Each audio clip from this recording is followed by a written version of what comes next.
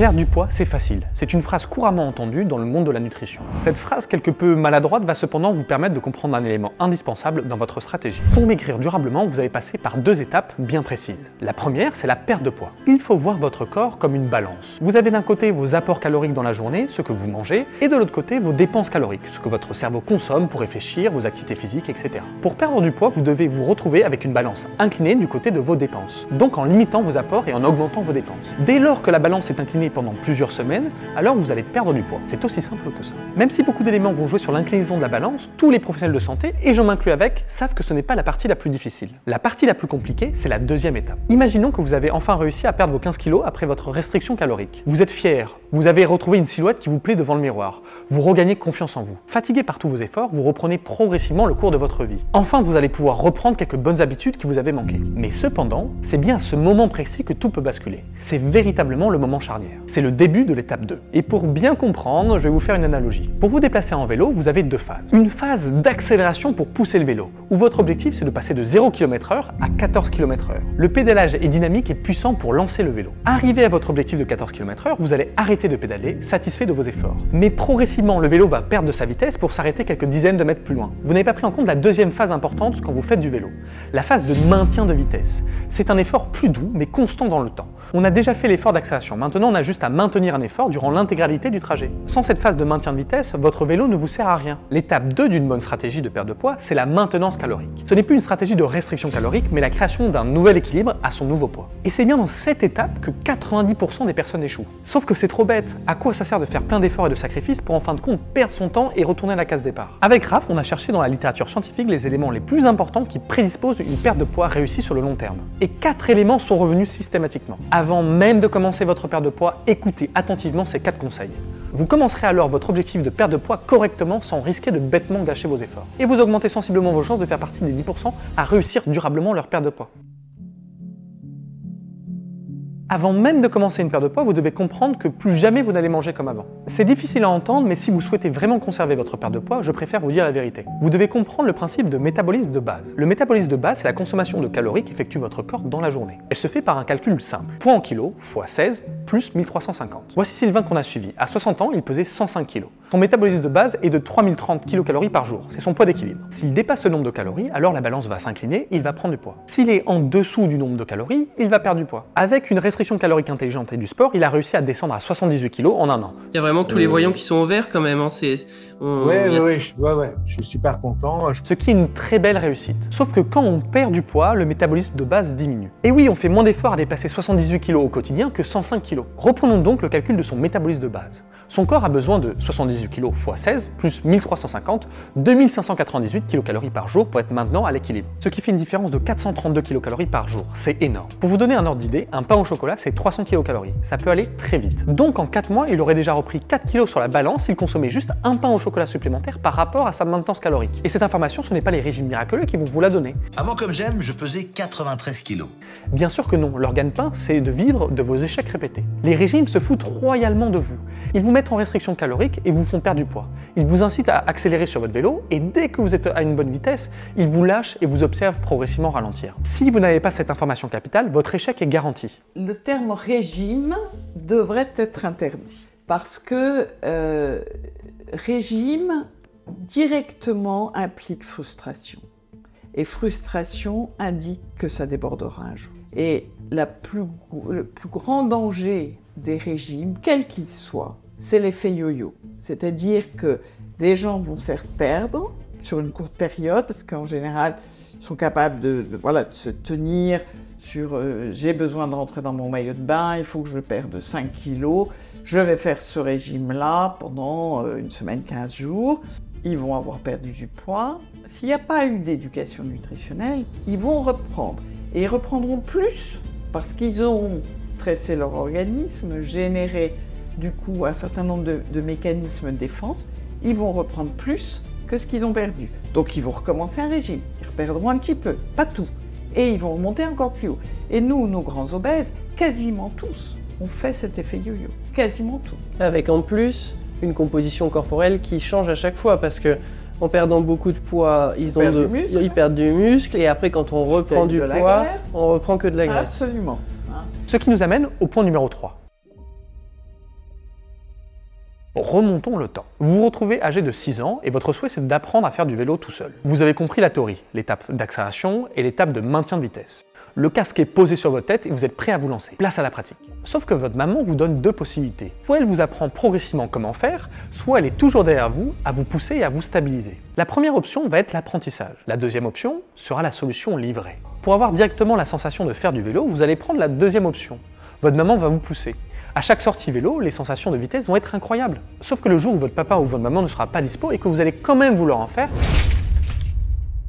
eh bien vous allez tomber durement sur le gravier de la réalité. Vous êtes dépendant de vos parents pour faire du vélo. Les régimes préfèrent largement la deuxième solution car ils vous livrent une recette qui marche, qui fonctionne, mais sans jamais vous apprendre pourquoi cela fonctionne. Vous êtes totalement dépendant de leurs produits pour votre réussite. C'est une erreur courante et je la comprends. En prenant une méthode facile et livrée, vous allez avoir des résultats, c'est une évidence. Notre cerveau est fainéant. S'il peut se passer d'apprendre et économiser son énergie, il va le faire. Il va penser gagner du temps avec ce type de raccourci. Mais cependant, c'est tout le contraire qui va se passer dans votre corps.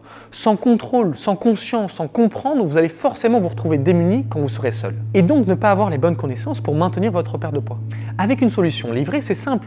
Vous confiez votre santé à des inconnus. Vous ne comprenez pas ce que vous faites à votre corps. Vous vous faites pousser en pensant que vous maîtrisez votre vélo. C'est pourquoi un apprentissage de base est indispensable à la réussite. Comment se remettre au sport à mon âge et à mon niveau? Comment perdre du poids durablement en maintenant une bonne santé? L'apprentissage amène à la connaissance à la conscience. La conscience amène du contrôle et de la maîtrise dans votre vie. Le National Weight Control Registry a fait une étude très intéressante. Ils ont pris des personnes ayant perdu au moins 13,6 kg, mais qui avaient réussi à maintenir leur poids pendant minimum 1 an. Avec ces résultats, ils ont établi une liste des facteurs les plus fréquemment corrélés avec le maintien d'une perte de poids. 75% se pèsent une fois par jour. 90% pratiquent une activité physique 1 heure par jour. Je ne vais pas vous faire toute la liste, mais on voit très clairement une construction de nouvelles habitudes qu'ils arrivent à maintenir dans le temps. Ces personnes n'ont sûrement pas changé du tout au tout, mais elles ont progressivement mis en place des habitudes de vie différentes de celles qu'elles avaient auparavant. Elles ont construit brique par brique une nouvelle routine de vie. Albert Einstein disait: la folie, c'est de faire toujours la même chose et de s'attendre à un résultat différent. Si vous ne changez pas votre habitude de vie, vous n'allez pas changer votre silhouette. Ah! Il faut que tu sois disponible dans ta tête à faire des choses qui vont pas forcément être celles de ton quotidien. Parce que tu vas mettre en place des actions qui sont différentes. Par exemple, prendre du temps pour faire tes courses, si tu le faisais pas à l'heure actuelle, ou pour essayer de cuisiner un petit peu plus. Ça va avoir un coût dans ta journée, le faire attention à ce que je mange. Donc il faut que tu sois intellectuellement disponible, volontaire et prêt à t'y mettre. Parfois, il y a des gens qui viennent me voir et qui ont tellement envie de perdre du poids, mais tu as une charge morale, tu as une charge mentale, tu as une charge physique à côté, telle que malgré toute la bonne volonté, la meilleure volonté du monde, elles n'y arrivent pas. Et c'est parce que c'est pas le bon timing. C'est-à-dire que quand tu dis « je vais perdre du poids », tu te sens prêt. Le changement, il va pas être qu'au niveau corporel, il va être aussi dans la vie. Jamais. Ouais, il faut être prêt à pouvoir mettre en place ces changements. C'est ça. Mettre en place et conserver des habitudes est primordial pour le succès. Attention, changer d'habitude ne veut pas dire ne jamais faire d'écart, de ne pas se faire plaisir, de renoncer à la spontanéité de la vie. Seulement créer un cadre pour un environnement propice à votre bien-être, à suivre dans votre quotidien dans 80% des cas. Et de temps en temps sortir et apprécier encore plus le fait de faire des écarts sans culpabiliser. Et retenez qu'un critère qui fait la réussite d'une perte de poids, tous les articles scientifiques sont unanimes, c'est le sport. Ce qui nous amène au point numéro 1. Lorsque l'on décide de perdre du poids, on va forcément jouer sur l'apport énergétique, ce que vous mangez. Sauf que la restriction de nourriture est difficile mentalement. Pour limiter au maximum la frustration, eh bien augmenter vos dépenses énergétiques, c'est fondamental. De plus, quand vous allez réaliser une restriction calorique, vous allez perdre de la graisse. Mais pas que. Vous allez aussi malheureusement perdre du muscle. Sauf que si vous ne faites rien pour lutter contre cette perte musculaire, vous allez vous retrouver moins lourd sur la balance, oui, mais vous serez aussi moins musclé. Et le muscle qu'on perd après 50 ans, eh bien c'est beaucoup plus difficile à récupérer par la suite. De plus, le muscle consomme de l'énergie pour fonctionner. Plus vous avez de muscles, plus votre métabolisme de base sera élevé. Combiner une bonne habitude sportive avec une restriction alimentaire intelligente, c'est ce que vous devez atteindre. Et c'est exactement ce qui s'est passé pour Sylvain. Voici sa courbe de poids. Au début, il était en restriction alimentaire, une descente très progressive. Et voici quand on l'a mis au sport. Une perte de poids incroyable. Son corps a commencé à dépenser beaucoup plus d'énergie et sa perte de poids était encore plus drastique. Mais alors, quel sport a fait Sylvain pour avoir des aussi gros gains? Sûrement un sport doux comme le vélo pour ne pas abîmer ses articulations avec un surpoids. Eh bien, pas du tout. Il s'est mis à la course à pied. Car il a bien compris une chose. Après 50 ans, il doit choisir un sport non seulement qui va ralentir sa perte de masse musculaire comme on a vu, mais aussi qui va lutter contre les effets du vieillissement sur son corps et sur ses articulations. La course à pied est très efficace pour perdre du poids. Les études le montrent. Mais n'est-ce pas dangereux pour les articulations quand on est en surpoids? Et là, je me suis dit, qu'est-ce que je peux faire partout, qui soit simple, qui ne demande pas un coaching complexe. Oui. Et donc la course à pied, c'est quelque part la bonne formule. On peut chausser ses baskets n'importe quand. Restait à déterminer quand, parce que la croyance, évidemment, c'est que course à pied égale risque de blessure.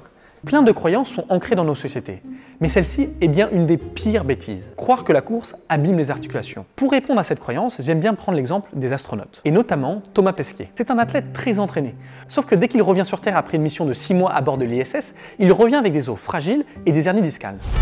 Pourtant, son dos était dans l'espace en apesanteur, il n'avait littéralement aucun poids sur son corps, aucune contrainte. Un autre exemple marquant, c'est cet article scientifique. On apprend que lors des Jeux Olympiques d'été au Brésil, les nageurs faisaient partie des athlètes avec les signes les plus importants d'usure du dos à l'IRM. Pourtant, dans l'eau, aucun choc ne vient s'exercer au niveau de la colonne vertébrale. Alors pourquoi? La réponse, c'est que notre corps a besoin de contraintes pour être en bonne santé. Sans contraintes, il se dégrade, il s'use plus vite. Quand la gravité n'exerce pas assez de contraintes sur votre dos, alors vos articulations vont s'abîmer. En fait, le corps s'adapte en fonction de ce que vous lui faites faire, et le stress de vos articulations sur le sol est capital pour votre santé osseuse et votre santé articulaire. La natation a des effets incroyables sur le corps, mais pas celui de protéger votre dos comme on l'entend partout. Une étude publiée en 2017 analyse les disques intervertébraux de 3 populations différentes. Les personnes ne courant pas, les coureurs à pied faisant entre 20 et 40 km par semaine, les coureurs à pied faisant plus de 50 km par semaine. Les disques intervertébraux sont comme les amortisseurs de la colonne vertébrale. Les résultats de cette étude démontrent que plus une personne court, plus les disques intervertébraux sont hydratés et épais. Donc plus les gens couraient, plus leurs disques intervertébraux étaient en bonne santé. Contrairement à ce qui paraît évident, les chocs répétés durant la course à pied n'usent pas votre squelette et ne tassent pas votre dos. Au contraire, ils les renforcent. L'exercice de la musculation, parce que c'est le plus visuel, on exerce une tension mécanique. En réponse à cette tension mécanique, toute une cascade adaptative se met en place et du coup on produit des protéines, c'est-à-dire des fibres musculaires qui seront plus fortes et plus résistantes et plus nombreuses. On devient plus fort et donc l'exercice qui était peut-être de soulever 10 kg la dernière fois, soulever 10 kg sera plus facile et on pourra passer à 15 kg parce que notre organisme s'est adapté. Et donc ce principe est le même à chaque fois. Stress, cascade adaptative, protéines adaptées, organisme plus fonctionnel et on est en meilleure santé, plus performant. Mais qu'en est-il de l'articulation du genou? Cette étude a réuni 100 000 participants. Ils ont comparé l'arthrose de genou des coureurs par rapport à ceux qui ne couraient pas du tout. Résultat, ceux qui couraient avaient significativement moins d'arthrose que ceux qui ne couraient pas. Alors les études sont dans notre sens, c'est-à-dire que la littérature scientifique confirme effectivement que, la pratique de la course à pied n'engendre pas d'arthrose. Il n'y a pas plus d'arthrose chez les coureurs, d'ailleurs il y en a moins chez les coureurs que les gens qui ne courent pas, sédentaires. 2, les gens qui ont déjà de l'arthrose et qui courent n'augmentent pas la dégénérescence de l'arthrose déjà en place quand je commence à courir. Ça n'augmente pas l'arthrose. Ça n'augmente pas l'arthrose. Même mieux, il semblerait que le fait d'être arthrosé et de pratiquer la course à pied diminue les symptômes. Ça n'enlève pas l'arthrose, c'est pas non plus miraculeux. Donc à l'imagerie, j'ai toujours la même arthrose, mais j'ai moins de symptômes. En fait, j'ai moins mal en faisant de la course à pied. Là, les études le disent aussi. Et la pratique de la course à pied en étant arthrosé diminue fortement la probabilité de devoir intervenir de manière chirurgicale en mettant des prothèses partielles ou totales. Deuxième résultat surprenant, les pratiquants de course à pied subissent moins d'opérations de prothèses de genoux et de hanches que ceux qui ne courent pas. On a le phénomène inverse qui se met en place avec du coup une désadaptation. Tout à fait. Ok, donc il ne faut jamais s'arrêter de bouger. Il ne faut jamais s'arrêter de bouger. On devrait bouger au moins 3, 4, 5, 6 fois par semaine. Et quand je dis bouger, c'est faire du sport ou une activité physique en tout cas. Ok. Retenez donc que le danger pour vos articulations, c'est de ne pas solliciter votre corps, de ne pas l'utiliser. Et si vous ne les utilisez pas pendant très longtemps, ils seront tellement abîmés que vous allez en effet ne plus pouvoir faire autre chose que de la natation. Mais vous allez me dire pourquoi alors les personnes en surpoids ont plus d'arthrose par rapport aux personnes de corpulence plus fine. Les découvertes scientifiques ont montré que les articulations du genou étaient en effet à risque d'arthrose plus importante après des années d'obésité. Mais pas que. Leurs mains, leurs poignets avaient aussi plus d'arthrose. Alors pourquoi observons-nous une dégradation aussi importante des articulations qui ne portent pas le poids du corps? Et jusqu'à cette étude-là, donc ça c'était autour des années 2000-2010. Et jusque-là, l'obésité, le surpoids, c'était un problème mécanique sur l'articulation. Plus de poids sur l'articulation va faire que on va l'abîmer plus vite. Avec ces études qui ont montré qu'il y avait 2 fois plus de risque d'arthrose des mains chez des personnes obèses, à moins de marcher sur les mains, c'était plus le problème mécanique. Et donc là, sont arrivées les hypothèses selon lesquelles le tissu gras, le tissu adipeux, chez les personnes qui sont en surpoids ou en obésité, vont produire des molécules qui vont circuler dans le sang, aller aux articulations et provoquer l'arthrose. C'est ce qu'on appelle les adipokines, des molécules produites par le tissu adipeux, par la graisse. D'accord. Donc ce n'est pas l'augmentation du poids sur vos articulations qui abîme vos genoux, mais plutôt la présence de cellules graisseuses en grande quantité qui modifient l'équilibre de vos articulations. Ok, donc pas de contre-indication si on est en surpoids pour débuter la course à pied? Absolument pas. C'est très très bien de course à pied en étant en surpoids déjà, parce que c'est de l'activité physique, donc il faut le faire. 2, le fait d'augmenter son niveau de consommation énergétique, en plus d'avoir un plan nutritionnel adapté, ça va faire qu'on va perdre du poids, donc c'est parfait. Et puis il n'y a pas plus de risque de blessure. Voilà, le fait d'avoir plus de graisse, ça va modifier peut-être un peu l'intérieur du corps, au niveau sanguin, etc. Et ça va créer une inflammation un petit peu partout sur le corps, un petit peu sur chaque articulation, et donc on retrouve effectivement plus d'arthrose, mais aussi au poignet, aussi au doigt. C'est ça, donc c'est pas le fait que l'articulation soit portée qui est dangereuse, parce que la personne est en surpoids, donc elle met plus de kilos sur son genou. Non, c'est le fait qu'elle ait trop de gras. Et en pensant ça, du coup, ça veut dire qu'on peut faire des activités portées. Mais alors, si courir en surpoids n'est pas dangereux pour les articulations, peut-on commencer à courir après 50 ans? Et au niveau âge, est-ce que tu mettrais une barrière ou on peut commencer à courir à n'importe quel âge? On peut commencer à courir à partir du moment où on marche jusqu'au moment où on meurt. Au moins c'est clair. Le seul danger, c'est de ne pas respecter une progression adaptée à votre niveau et à votre âge. Après 50 ans, vous n'avez pas le même corps qu'à vos 20 ans. Votre corps réagit différemment. Il est très important de respecter des étapes douces pour progressivement adapter votre corps aux nouvelles contraintes. Si vous y allez trop vite, vos articulations n'auront pas le temps de s'adapter et de se renforcer. Et vous risquez d'abandonner rapidement. On en revient à la même conclusion qu'au début. Se renseigner avant d'agir. C'est pourquoi avec RAF, on a créé un guide gratuit que vous allez recevoir par mail. On a repris l'histoire de 7 de nos patients de plus de 50 ans qui sont venus nous consulter pour que vous puissiez apprendre de leur parcours. Cette histoire et surtout cette erreur facilement évitable lorsqu'ils ont débuté la course à pied après 50 ans. Si vous souhaitez devenir un coureur ou une coureuse, cliquez juste ici pour vous inscrire. Vous recevrez les différentes leçons directement dans votre boîte mail. Et voilà, si on est là aujourd'hui, c'est pas complètement un hasard puisque j'ai répondu à votre demande, etc. Mais je suis tombé sur une de vos vidéos après avoir surfé sur Internet qui disait la course à pied, c'est d'abord la capacité d'adapter son corps, et on peut régénérer ses articulations, on peut aider son corps à être plus dynamique grâce à la course à pied, ce qui va quasiment à l'encontre absolue de toutes les croyances populaires. Et donc j'en ai parlé à mon kiné qui m'a dit que non seulement elle supportait, mais elle trouvait que c'était une excellente idée. Voilà. Donc on peut courir à 60 ans, se mettre à la course en stressant son corps de manière raisonnée pour pouvoir se faire plaisir, progresser et ne pas se blesser. Dans ta vie, quand tu as commencé la course à pied, tu cherchais à atteindre quoi? Tu pensais que la course à pied allait te permettre de changer quoi dans ta vie? Alors, moi j'ai un métier sédentaire par nature, hein. Je travaille beaucoup à l'ordinateur et donc avec la prise de poids, en fait on ne se rend pas compte, mais le surpoids entraîne des limitations dans la vie de tous les jours, hein, se baisser, faire ses lacets, enfin des choses bêtes, hein.